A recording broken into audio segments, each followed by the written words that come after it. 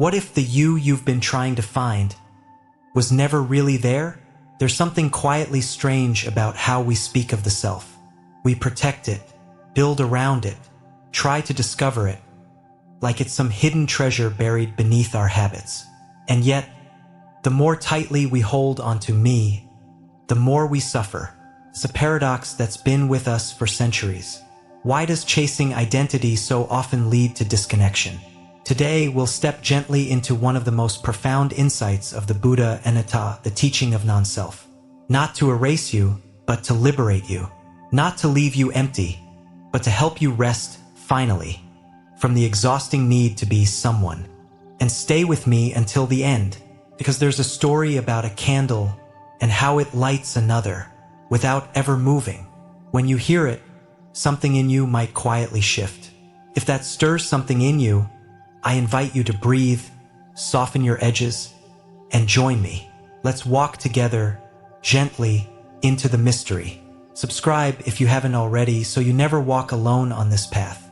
Whispers of the river, on the illusion of the soul. I used to believe I was one solid thing. Person, a self. Me, something consistent, knowable, like a river stone that stays the same no matter how long the water flows over it. But life had a way of proving otherwise. I remember a moment, a quiet, aching evening, where I sat on the porch of a monastery tucked into the hills of Chiang Mai. The sun was folding itself into the horizon. Birds were calling each other home, and something in my heart felt thin, like it had been worn down by too many questions. Across from me sat an old monk. He didn't speak much, but when he did, it was like listening to wine through pine needles. Gentle, barely there, but somehow it stayed with you. That night, as the stars began to appear, he leaned toward me and whispered in Thai, "There is no one here to suffer, only the clinging to someone being here." Took me years to understand what he meant. And now, as I share this moment with you, maybe sitting on your own porch or tucked under a blanket with your phone glowing quietly, I want to invite you into that mystery with me. Let's step softly into the story of the self, or rather, the illusion of it. You see, Buddhism has never really been interested in the idea of a soul, not in the way many of us grew up hearing. No eternal essence that flies off to heaven or slides into a new body like an outfit change. What it teaches instead is far more unsettling and strangely freeing. There's a word in Pali, Anatta. It means not self. Not no self exactly, but not a fixed one. Not a solid, unchanging essence. And for many, that can feel jarring at first. If there's no me, we wonder, then who's asking the question? But let's slow that down. Like watching ripples move across a pond after tossing in a single stone. Imagine for a moment a candle lighting another. The flame passes over. Light continues, but the first flame does not move to the second candle. There's no traveler, just transmission, just continuity, just process. This is how Buddhism speaks of rebirth. Not a soul that jumps from body to body, but conditions that unfold. Like a vine growing from an old root. The old dies, the new arises, but the DNA of karma, of tendencies, of emotional residue, it continues. There's a story, one you may have heard before. A girl named Shanti Devi, born in Delhi in the 1930s.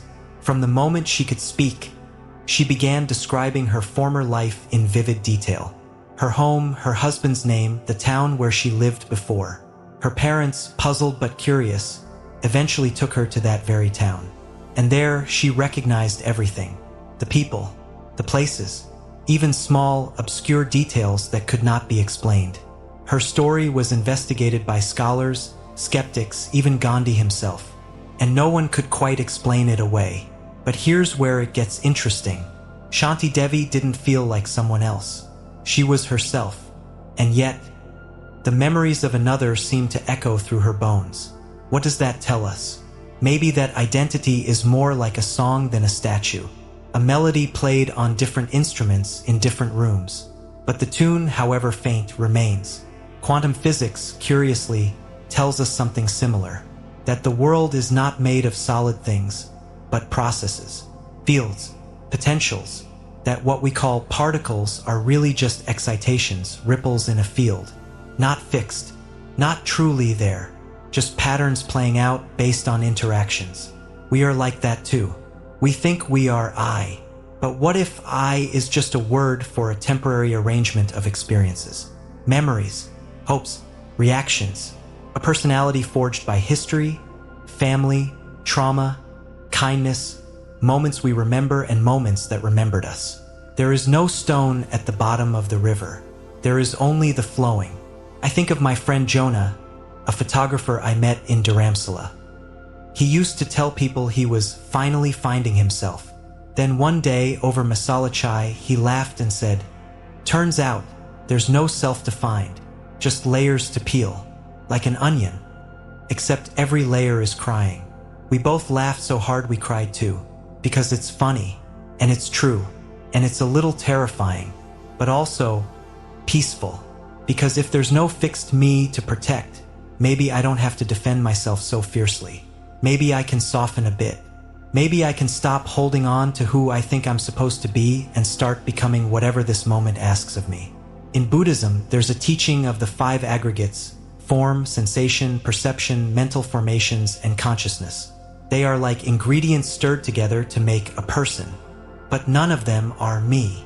They are impermanent, arising and passing. We are more like weather than sculpture. Today, cloudy with a chance of nostalgia. Tomorrow may be the sun of forgiveness.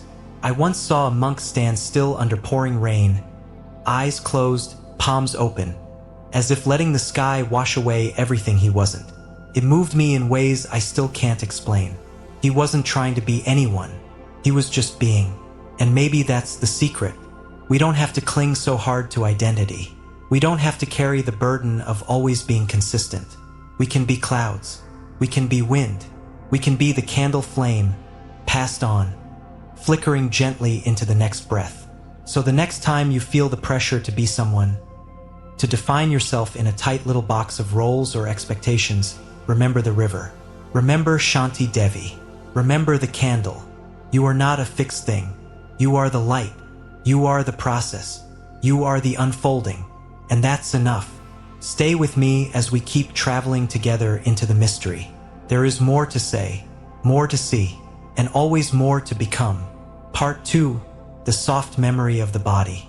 I used to believe my memories lived only in my head, that thoughts were like birds nesting in the mind, fluttering in when they pleased, flying out just as fast, but always somehow separate from the rest of me. I never questioned it, really, until one afternoon changed everything. It was a quiet day at a hospice center where I used to volunteer. A woman, small, frail, maybe in her late 70s, was sitting in a wheelchair by the window. She wasn't speaking much, just staring out into the garden where the last golden leaves of autumn were dancing in the wind. And then she turned to me, her eyes glassy with age and something unspoken, and whispered, "Sometimes, I don't know if the pain I feel is mine or someone else's." I didn't understand what she meant until years later. Until I began reading stories of people who had undergone heart transplants and woke up craving foods they'd never liked, dreaming of places they'd never been, and sometimes falling in love with music they once hated. That's when it hit me, memory karma isn't just in the mind. It lives in the body too. Buddhism has known this for a long time. We call it the 5 aggregates: form, sensation, perception, mental formations, and consciousness. Like layers of a cloud or the notes of a song, they swirl together to make what we call a person. But none of them stand alone. None of them are solid. They arise dependently, like mist on a pond. Form is the physical body. Skin, bone, heart, DNA. Sensation is the way our body meets the world. How warm tea feels on cold fingers, or how grief lingers in the chest like a slow ache. Perception is the mental snapshot, the recognition. Ah, this is tea.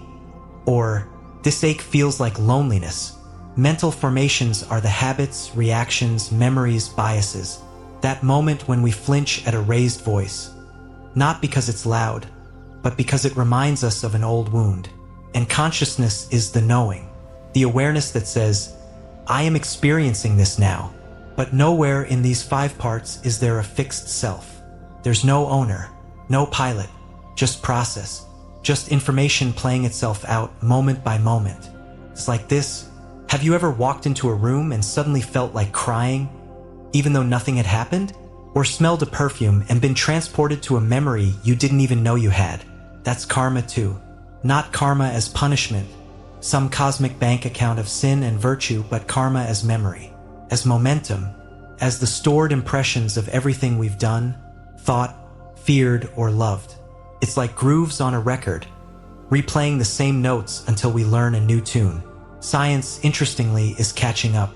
You see, when scientists mapped the human genome, they found that only about 5% of our DNA codes for proteins, what we call genetic instructions. The other 95%? For a long time, it was dismissed as junk.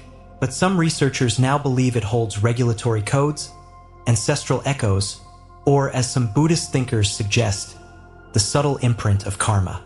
Imagine that the fear you can't explain, the instinct you never learned, the longing you've carried since childhood, maybe it's been folded into your very cells, passed on not just through parents, but through lives. I remember reading about Jamie Sherman, a woman who received a heart transplant from a young male athlete. Before the surgery, she hated sports. Afterwards, she joined a baseball team, craved spicy food, couldn't stop watching soccer on TV. When she traced her donor's history, everything lined up. It was as if the heart still remembered and kept whispering those memories into her new life. There's something both haunting and comforting about that. It means we are not isolated creatures. We carry each other, through blood, through memory, through time. I think of this often when I sit in meditation. I imagine each breath not just as mine, but as part of a larger song.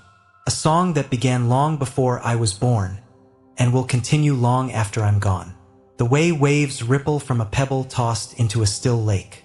One morning, during a retreat in Plum Village, I heard a monk speak about karma in a way I'll never forget. He said, "Karma is not what you've done. It's what remains undone." He smiled gently when he said it, almost with a playful glint in his eye, as if he knew how often we beat ourselves up about past mistakes. But he was pointing to something deeper. That karma isn't just about consequences. It's about continuity. The chance in every moment to respond differently, to interrupt an old pattern, to heal a story we've been replaying for lifetimes. That's the beauty of the body. It remembers, yes, but it also allows. It allows us to touch what is hidden, to feel our way into awareness, to notice how trauma tightens the jaw or how kindness softens the spine. And when we learn to live in our body, not just think about it, something shifts. We start to catch the small things, how a certain sadness lives in the shoulders, how joy opens the breath, how a single mindful step on a wooden floor can break a centuries-old habit of running. There was a young woman I met once who had survived a serious illness. During her treatment, she received a bone marrow transplant from an anonymous donor. Months later, she began having dreams of a place she didn't recognize. Mountains, rivers, a wooden bridge. Eventually, she tracked her donor down. He was from that exact region in Japan. Somehow, his memories or his body's echoes of them had traveled with the cells. We are more porous than we think. But this isn't a reason to be afraid. It's a reason to be tender. Because if we carry each other in our blood, in our bones, in our breath, then we are never truly alone. And we're never really separate. So much of healing is remembering that truth, that the body is not just a machine. It's a library, a sacred archive of all we've been. And when we slow down, when we breathe deeply, we can access it not to judge, but to witness, to listen, to gently release what no longer needs to be held. I sometimes like to imagine my DNA as a scroll, inked with 1,000 lifetimes. Some lines faded, others sharp. And every choice I make now, every kind word, every breath taken in mindfulness, adds a new verse, a softer one, a wiser one. We don't need to fix the past. We just need to write the next chapter with love. So if you've ever wondered why certain joys or sorrows seem to bloom in you without reason, it may not be random. It may be the body remembering, and you, soft, sensitive, beautiful being that you are, have the power to meet that memory with compassion, to take the karmic clay and shape it into something new. A lotus blooming from the mud. That's who you are. And you're not alone. We'll keep exploring this together. One story at a time, one breath at a time, one soft remembering at a time. Part 3, Between Breaths, Between Worlds. There's a silence that follows the last breath. Not the kind of silence you hear in an empty room or a quiet forest.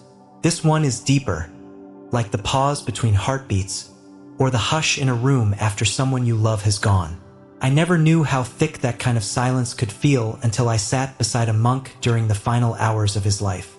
He was old, 93 if I remember correctly, skin like parchment, breath like a fading tide. He had lived most of his days in a forest monastery in the north, far from the grasp of city lights or calendars. A man of few words, but immeasurable presence. His name was Venerable Kema, and on the day he passed, something happened that I carry with me still. He had stopped speaking the night before, eyes half closed, palms open beside his ribs. And then, sometime just before dawn, he whispered something, barely audible, like wind brushing across the surface of water. Ah! The stream continues, and then he was gone. But I couldn't shake the feeling that he hadn't gone anywhere. Not really. It was as if he had simply shifted, like a wave folding back into the ocean. You see, Buddhism speaks of something that happens between lives, not as a soul escaping into the sky, but as a transformation. Not a person, but a process. Not a ghost, but a being made of memory, of information, of karma. A subtle continuity that doesn't cling to a form like ours, but still exists for a time. Some traditions call it the bardo. Others describe it simply as a transformation being. A temporary entity, composed not of blood and bones, but of the residues of what came before. Thoughts, tendencies, clinging, fears, compassion, desires. It's not a person, but it remembers what it was to be one. I often imagine it like this. A monk dies in the forest. His breath ceases, but something else, light perhaps, or a kind of frequency, rises from the cells. In the realm beyond sight, a ripple moves.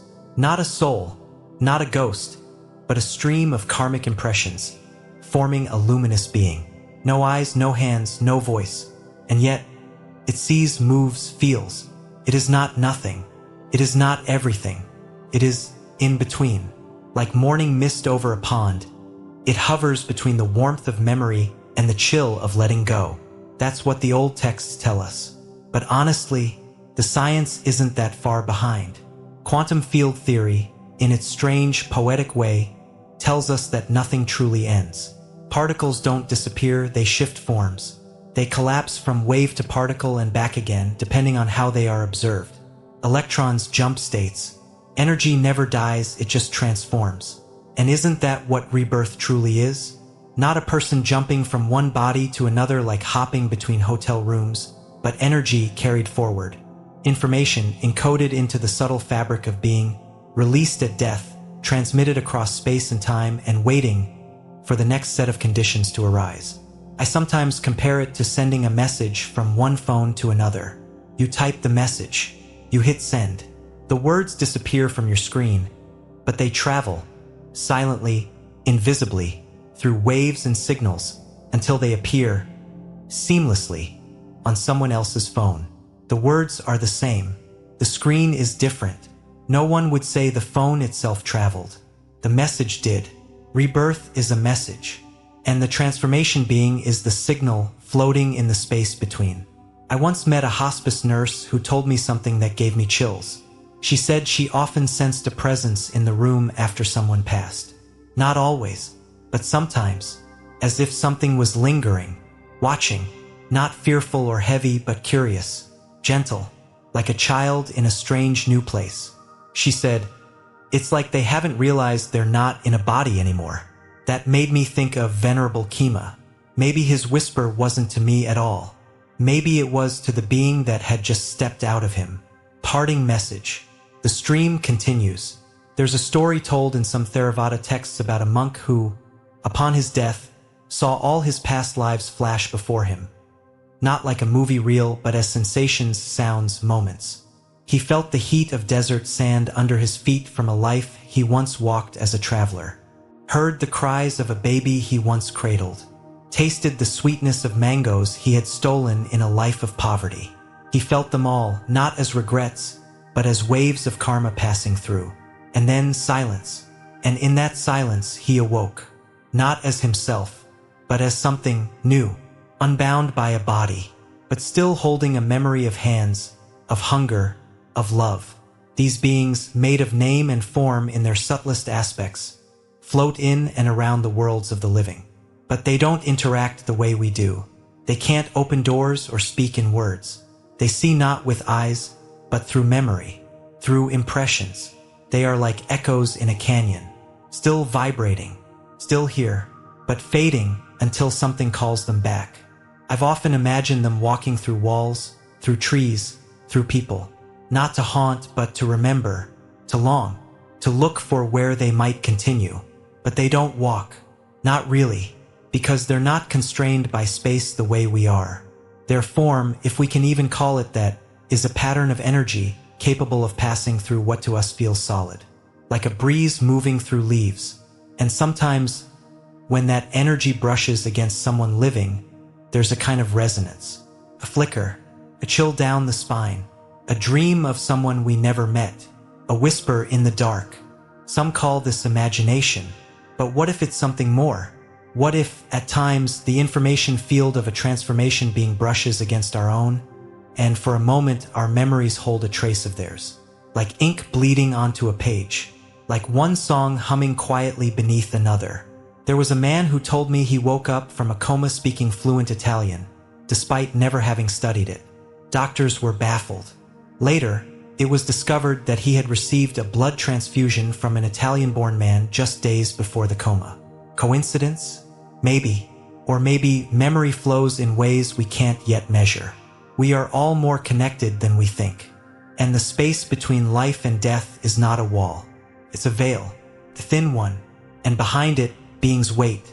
Not for judgment, not for heaven, not for punishment, but simply to continue, to find the next point of contact, the next chance to unfold. But not all transformation beings are peaceful. Some suffer, deeply. If the person died with strong craving, unresolved anger, or deep confusion, the energy they leave behind may be tangled, agitated, lost. Like a moth caught in a lampshade, these beings may wander for years or centuries, caught not by time but by attachment. This is why Buddhist practice so gently urges us to let go while we live, to loosen the grip, to practice dying every day, because how we die is often how we continue. If we meet death with fear, we carry that fear forward. If we meet it with love, we carry that too. I remember a Zen teacher who once said, "Every breath is a rehearsal for death. Every exhale is a letting go." I try to remember that when life feels heavy, when I find myself clinging to identity, to outcomes, to plans. I ask myself, if I were to die in this moment, what would I carry forward? And then I try gently to soften that load, to forgive, to release, to breathe. So when the time comes, and it will come for all of us, I might whisper as Venerable Kima did, the stream continues, and maybe, just maybe, the being that rises from my last breath will carry more compassion than confusion, more wonder than worry, because in the end, we don't take possessions. We don't take titles. We take karma. We take the subtle echoes of how we lived, how we loved, and how we let go. And maybe that's enough. Part 4. When the invisible finds a home. I used to think birth was simple, just biology. A meeting of egg and sperm, a spark, a body forming, a baby crying, until I met a little boy named Arun. He was only 4, small for his age, with wide eyes that carried more stories than his tiny mouth could ever tell. One afternoon in a quiet village outside Bodh Gaya, I sat under the tamarind tree with his grandmother. Arun was tracing lines in the dirt, humming an unfamiliar tune. She smiled gently and whispered to me, "He's never been taught that melody. His mother doesn't know where it came from." When asked, Arun simply said, I used to sing it when I lived in the big stone house near the river before I died. No one had told him about past lives. No one had encouraged fantasy. Yet there he was, carrying a memory that didn't belong to this body or this life. At least not in the usual way. And in that moment, I felt it again, that soft ripple of something deeper than logic. Something older than science. The mystery of rebirth isn't just a teaching. It's a song echoing through the walls of the world, waiting for someone quiet enough to hear it. Because, as Buddhism reminds us again and again, life doesn't begin with a heartbeat. It begins with conditions, with resonance, with karmic memory finding its match. Not randomly, not carelessly, but with a kind of sacred precision. Imagine two phones trying to call each other in a crowded room. One is broadcasting a signal, filled with longing, fear, karma, and momentum from the previous life.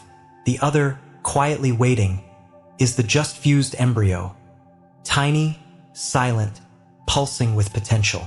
Out of billions of possibilities, only one pair finds the frequency that matches. And when they do, connection. But unlike phones, the pairing isn't technological. It's spiritual, emotional, vibrational. It's karma aligning with DNA. Not as punishment, not even as reward, but as continuity. Buddhist teachings call this paticca samuppada, dependent origination. Nothing exists independently. Nothing begins without cause. Everything arises based on conditions. So, rebirth isn't someone being dropped into a womb like a parcel in the mail. It's more like a dance, subtle and unseen, where karmic energy gravitates toward the right conditions to continue unfolding. It's a process, not a transplant. A story still being written, seeking its next chapter. You might ask, but how does karma know where to go? It doesn't know. It resonates. Just as a tuning fork vibrating in one part of the room will cause another, tuned to the same frequency, to vibrate in response. So too does karmic energy ripple outward until it meets the embryo that mirrors its blueprint. When those conditions converge, a new being begins, not brand new but not old either. A fresh expression of a very long song. There's something both mystical and deeply comforting about that. It means we are not born by accident. We are born by momentum and intention. I've met parents who've wondered how their child could be so different from them. Not just in personality, but in values, sensitivities, even talents. One couple I knew, a pair of quiet, scholarly types, gave birth to a child who, from age 3, couldn't stop dancing. Every surface became a stage. Every silence, a rhythm. No one in their family had ever danced. Not professionally, not casually. But when they took her to visit an old temple during a pilgrimage to the south, she stopped at the threshold, knelt, and began performing an intricate classical sequence. Perfectly. No one had taught her. She didn't even know the names of the gestures. Some might call it coincidence. Others, reincarnation. I call it karma remembering itself. And that remembering doesn't always come wrapped in beauty. Sometimes it arrives as illness, struggle, difference. A child born with a rare condition no doctor can explain. A boy with memories of a war he never fought. A girl terrified of water though she's never been near an ocean. These are not curses, nor are they punishments. They are imprints, echoes of experience still seeking peace, still rippling through the thread of being, asking to be witnessed, to be loved, to be released. Because rebirth isn't a punishment, it's a continuation, a gentle unfolding of what was left undone. And this is where compassion becomes so important. When we look at others, our children, our partners, even strangers on the street, we begin to soften when we remember. This may not be their first time struggling with this. That anger, it might be ancient. That fear, it might have roots in another time, another body. That gift they carry, perhaps it was practiced through lifetimes. No one is brand new. And so we offer patience. We offer space. We listen with the ears of our ancestors. I remember once, walking through a hospital corridor, passing by the neonatal unit. A row of tiny cribs, wires, monitors, the quiet hum of machines keeping time. And in that sterile, fluorescent space, I had the sudden image of stars being born. not exploding into light, but quietly settling into bodies. Each one, a soul returning. Each one carrying a library of memories, not visible, but felt. I paused, placed my hand on the glass, and silently whispered, "May your journey be gentle this time, because the beginning of life isn't a clean slate. It's a continuation. The body may be new, but the heart, oh, the heart remembers. And here's the part that humbles me most. Each embryo that forms is not just a meeting of cells. It's a sacred handshake between karma and biology. The sperm and egg bring the DNA, the map of this life. But the transformation being brings the context, the longing, the stories, the lessons yet to be learned. Together, they create a new being. And within that being is encoded 3 strands of memory. The genetic material from the parents, the karmic momentum from the past life, and the dharma potential, the innate capacity for awakening, seated deep within every sentient form. So when you look into the eyes of a newborn, remember, you are looking at someone who has lived, lost, loved, and longed perhaps 100 times before. And yet, here they are beginning again, still hopeful, still open, still willing to try. That is the miracle of rebirth. Not that we come back, but that we keep coming back with the capacity to love again, to learn again, to offer something softer. Even the lotus, for all its beauty, blooms from mud. And perhaps so do we. So let us remember, when life feels heavy or confusing or unfair, we are not starting from zero. We are walking a path that began long before this life. And every step we take, every mindful breath, every act of kindness shapes where the next path begins. Rebirth is not just something that happens after death. It's happening now. Every time we respond with compassion instead of anger.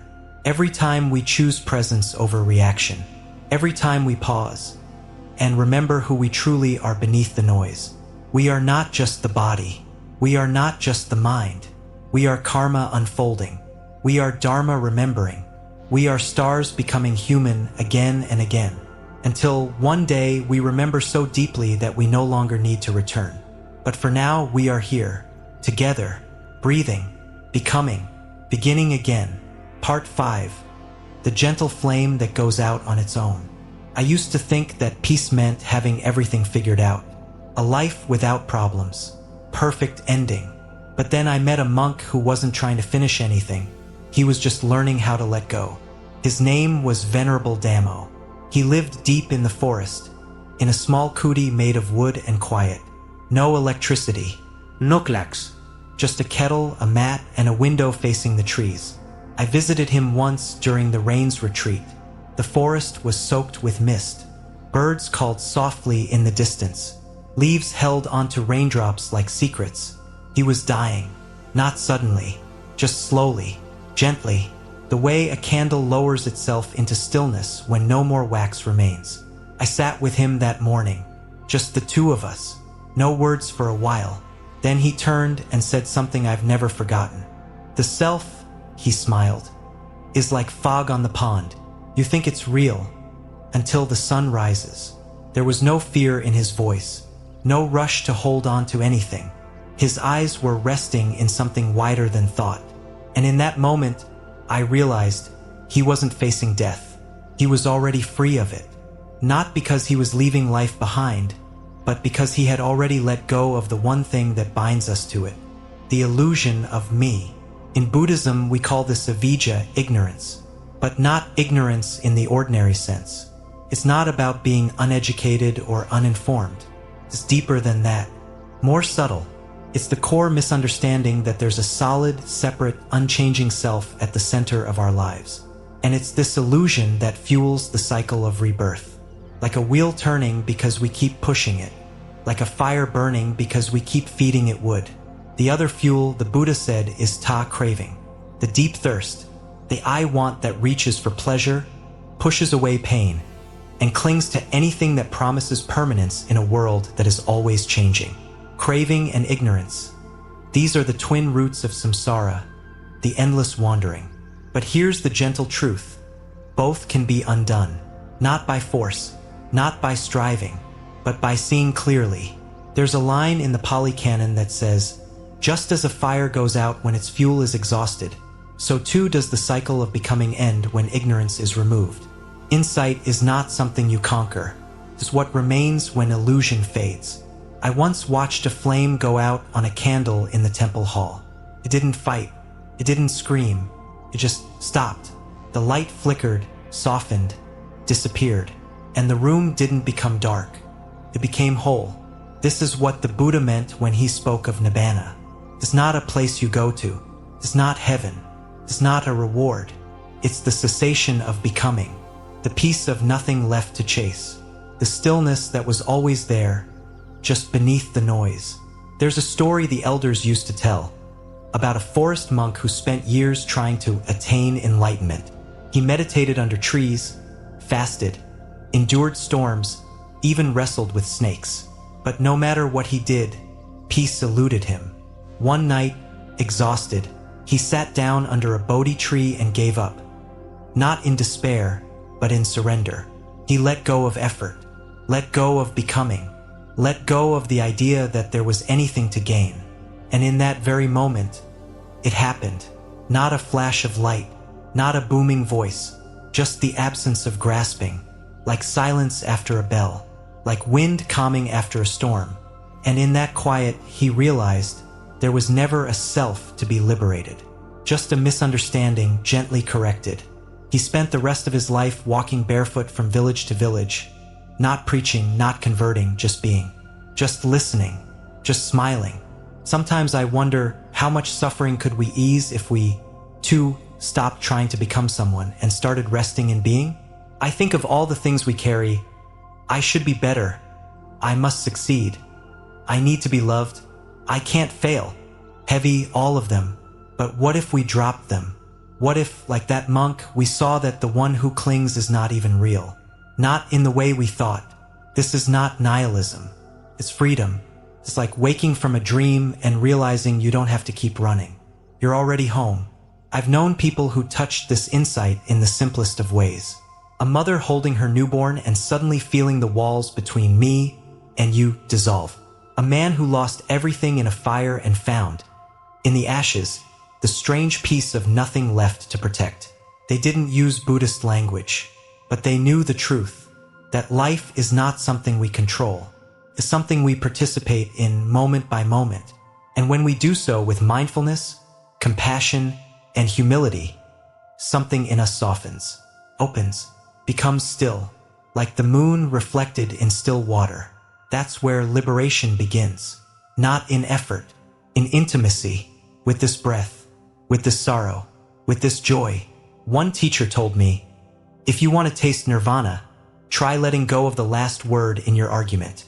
He laughed when he said it, but there was wisdom there, because every time we let go of the need to be right, to be praised, to be seen, we loosen the chains of self, and we move one step closer to the great peace. Some say enlightenment is rare, but I think it happens in small ways all the time. In the nurse who holds a stranger's hand at night, in the man who forgives his father without needing an apology, in the child who lets the butterfly go just to watch it fly. Those moments are not separate from awakening. They are the doorway, and eventually, as we live with more kindness, more clarity, more courage, the roots of craving begin to dissolve. We stop feeding the fire, and when the fire fades, we don't burn anymore. The Buddha said it like this: there is, monks, that which is unborn, uncreated, unformed, unconditioned. If there were not, there could be no escape from what is born, created, formed, and conditioned. That's Nibbana, not a destination, but the unconditioned, the ungrasped, the peace that doesn't come and go. And the beauty is you don't have to die to touch it. It's here now, in the silence beneath your thoughts, in the space between your breath, in the stillness between your steps. So let us pause here, you and I. Let us rest just for a moment in the possibility that we are not what we think we are. Not the story, not the struggle, not the striving. We are the space in which it all unfolds. And when we see that, not just with the mind, but with the heart, there's nothing left to fear. The stream of rebirth may still flow for a time, but we no longer drown in it. We learn to float, to smile, to let go, and finally, like the monk in the forest, we too may whisper with our last breath, "There is no one here to die, only the light returning to light. You are not a fixed thing. You are not a name in stone. You are movement, process, river. You are the candle that lit another, the wave that rose and returned, the song still echoing in the hills of memory. And the soul? Perhaps there never was one, only light passing through light." If this touched you, I hope you'll pause right here before the noise of the world returns. Take one breath, a soft one, and ask yourself, what am I really, if not this flowing? Thank you for sitting in the stillness with me. Until next time, may you walk gently, and may the illusion of me dissolve like morning mist into sunlight.